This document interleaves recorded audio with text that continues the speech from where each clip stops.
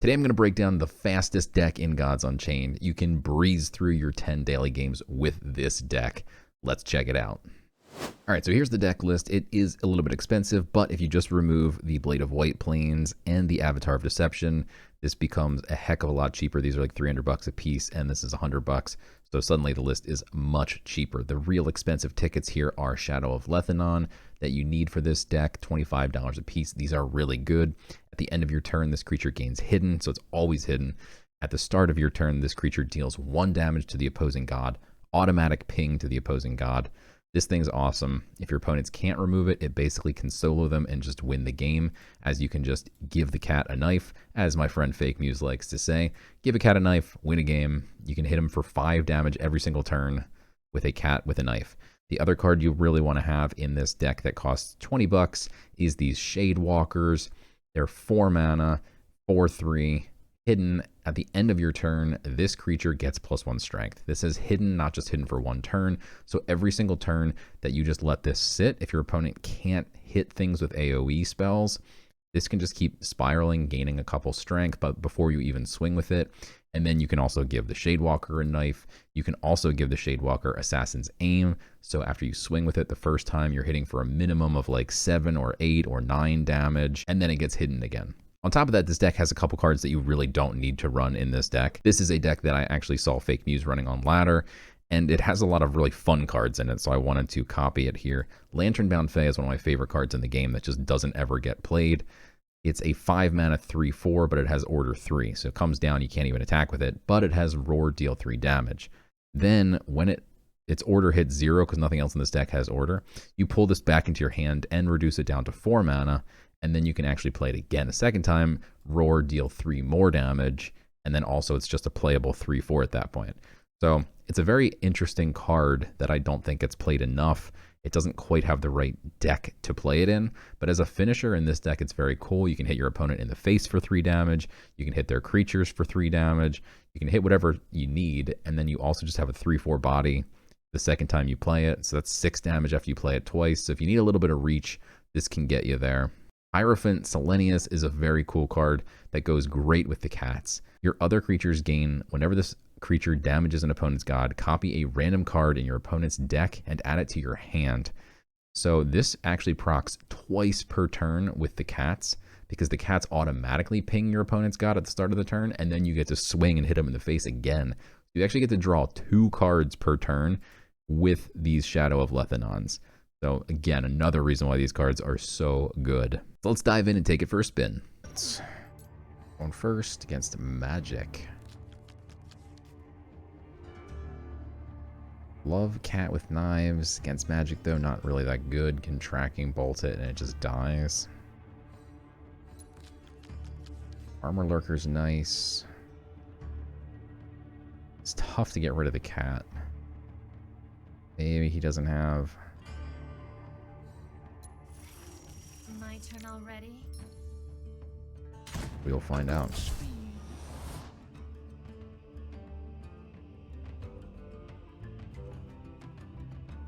He does have the Tracking Bolt. We've got Armor Lurker next turn anyway.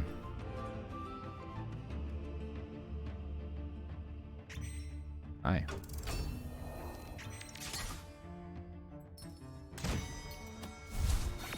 Not going to use the Dark Knives just yet.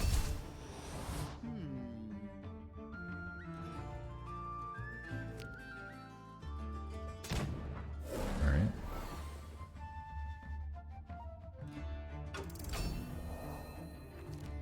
He's drawing cards.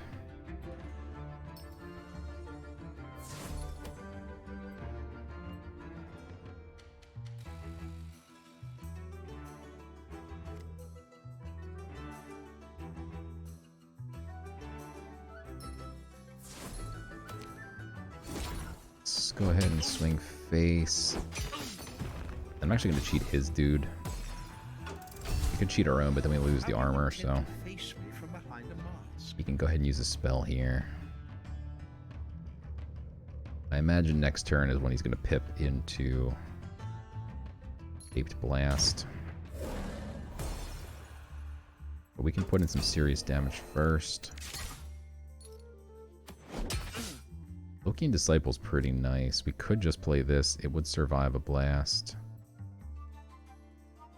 Blade doesn't survive, but it does deal with his 3/3. His 3/3 doesn't survive the blast, so I'm actually just going to play Loki in here. I like the idea that if he plays Shaped Blast, kills his own thing, doesn't even kill my thing. He gets a Tracking Bolt, okay. There goes the cat. But we've got the Loki in now. Got that blade. Got ourselves an Assassin's Aim. A no-brainer. We have two ways to get through a Guild Enforcer. And this is just pretty nice. Threatens extra damage. You can clear this. We're still going to do 6.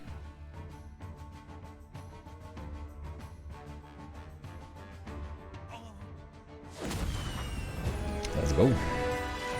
Alright, we're going second against War.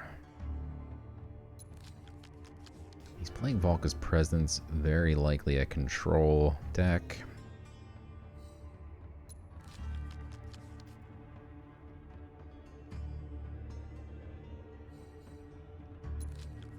Ooh, don't need 2 Assassin's Aims. I'm gonna keep and look for like a Pyramid Warden here for this Assassin's Aim. Not seen a single Pyramid Warden in 4 games. My turn already?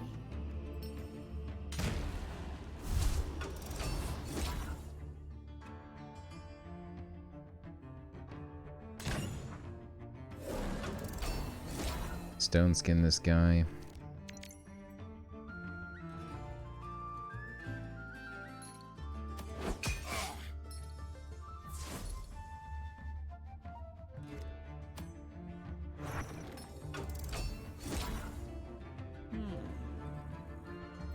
Got nothing else. Next turn we're going to pip out Feral. See if he gives me a good target for it.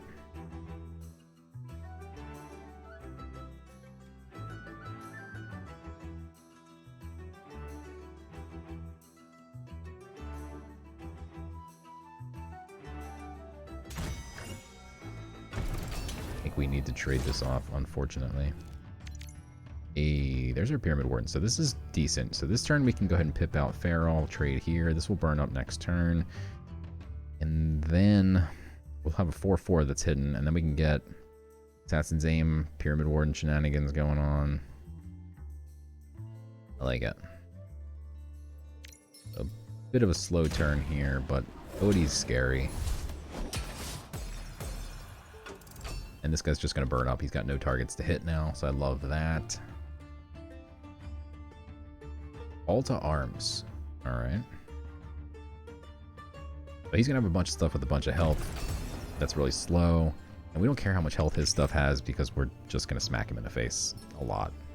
And hard. Some hard smacking here. And even if he does, again, drop that Guild Enforcer. Day or night, war endures. He does get something back. It's gonna be Odie. Either way, it's gonna be annoying. And again, Stone Skin it. Actually, we've got answers. Either way. Didn't want to save that for a frontliner, but we can save the Stone Skin for a frontliner. Smack him in the face. Get that shadow out as well. Such a toxic facade. I mean, if he blitzes and kills this. Sitting pretty. Ooh, Odin's White Raven. Love this card. Very slow, not very good. Beautiful card. Oh, I do nice.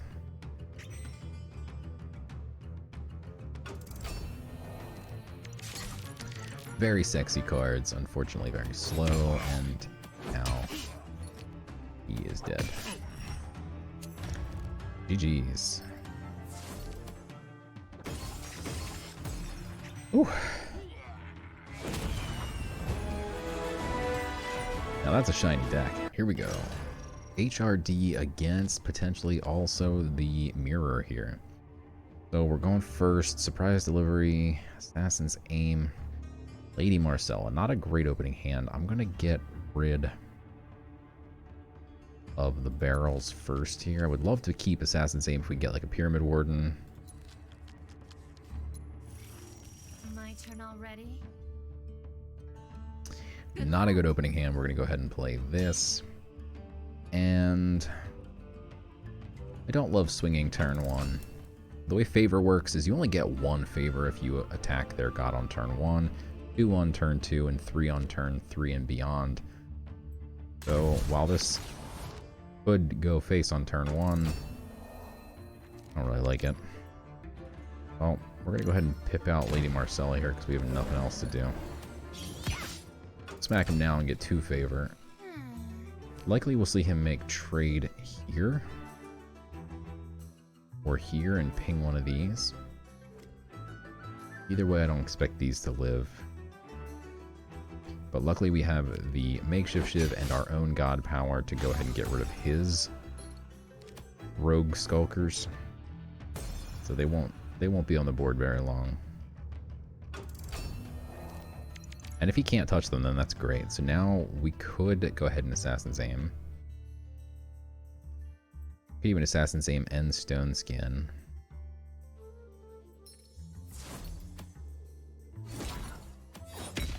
I can't do that.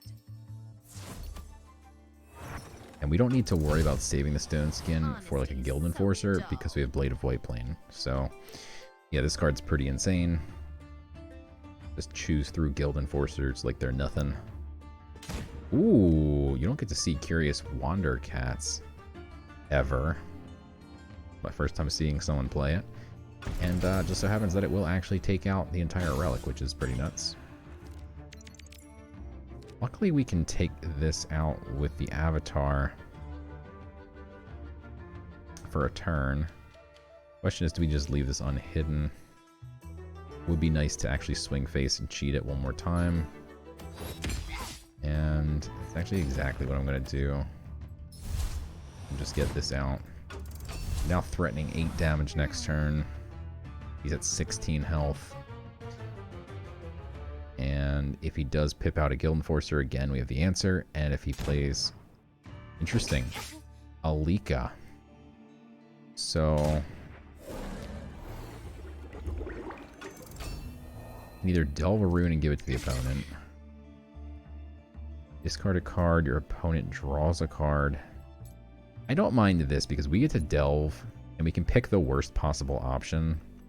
These are all semi-decent. This is pretty slow. This one's terrifying. I would never give him that. This one heals. However, it's nature and he's not nature, so it doesn't really do too much, to be honest. You can get 2 shots off with it.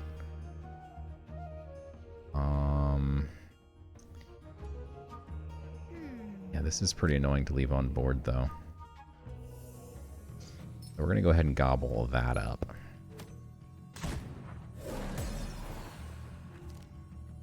Surprise Delivery is very nice. Back into the Face Bunch. And even if he plays Selena's Bow, again, he can't even use it this turn. It would take up most of his mana. I think it's completely fine. I don't know why it looks like there's a gap in his hand here, but there is. He gets the deadly creatures now. Yeah, Selena's Bow, again, he can't play it right away. And he can't ever add durability to it.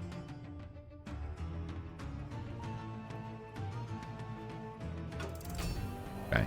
Now he just gave up Form of Power, which is really nice for me. So, Surprise Delivery is going to do 6 damage to his god. This is going to do 2 each turn. This Afterlife just shuffles a copy into the deck. It doesn't actually do the healing. The healing already happened. So we can go ahead and use this here, although I actually kind of like the idea of just playing Surprise Delivery. Now his board is now locked. He literally cannot. He'd have to cheat his own creature.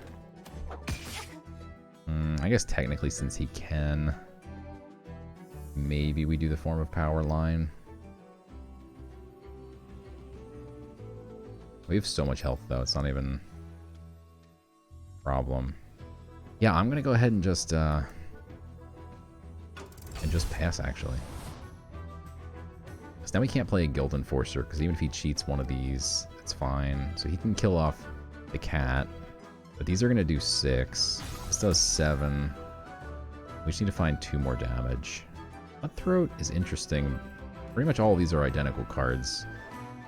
Barrel does a ping. This is just straight up hidden. This is just straight up hidden. He took the one that does sleep. But again, he actually can't play any cards next turn. He'd have to cheat one of these, which he technically can. Or one of these now. Pietra is interesting as well. I would rather go wide. And have everything be hidden here. Not great.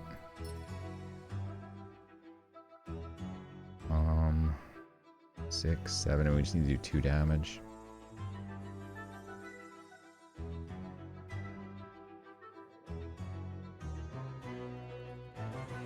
Yeah, I'm gonna just force him to do it.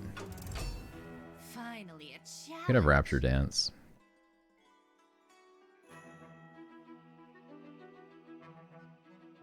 Okay. We can form a power.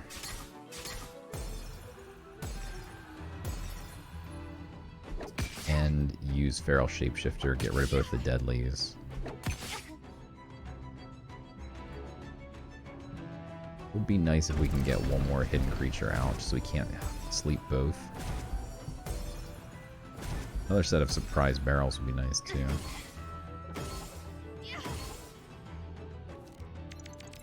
Hey, we got that other hidden creature, so this is huge. We can now do this. Do that. And now we threaten lethal, even with the Avatar of Deception. He cannot sleep both. Doesn't matter which one hits him in the face. He could technically Selena's bow and hit this one and become a 1/1.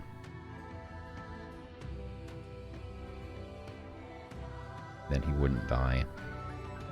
If this slept and he hits this. There's a lot of ifs. 2 50/50s. That sleeps everything.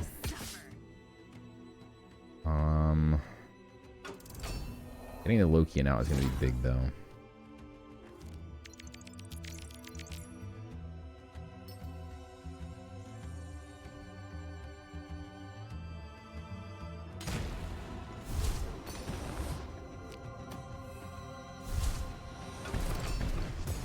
Alright. But once again, he has the Avatar, can sleep one thing. If he has another Wither Fingers, we're probably in trouble. We got 18 cards in his deck, though. Probably unlikely that he has a second Wither Fingers, but he definitely could.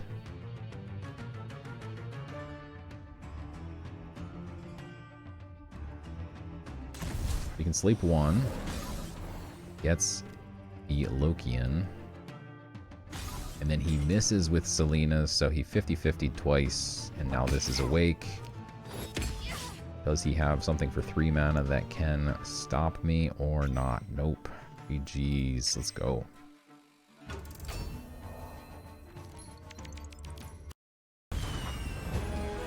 Jeez. Today's video is sponsored by AQUA.xyz, the best marketplace for all your NFT gaming needs. You can actually go to their website, go to the deck tab, paste in this deck list or any deck list, and you can instantly just see how much every card costs, which cards you're missing, which cards you need to pick up, if cards are worth it to pick up. You can see the floor price. It's a very, very helpful thing to see over time. You can see the win rates of cards, how many cards are selling a day. It's very cool. Also, AQUA recently announced that they're going to be the official in-game marketplace in Gods Unchained and other games as well. So I'm super stoked for that, because that means you won't have to leave the game in order to go to a website in order to purchase cards that you need. There will be a marketplace in-game, and it's going to be AQUA, so super stoked for that. All right, guys, I got some top secret information for you. There was a leak on Gods Unchained's website, some HTML code. Band of the Wolf, a 38 card set, is coming to Gods Unchained very soon. That part, 38 cards, is unconfirmed. However, what I do know is I'm going to get my hands on the cards in advance in the next week.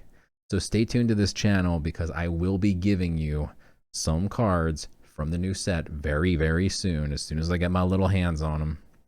So make sure you hit that sub button, turn on your notifications. And hey, if you got your notifications turned on, let me know in the comments below and I will put someone in the next video who's got their notifications on. Let's go.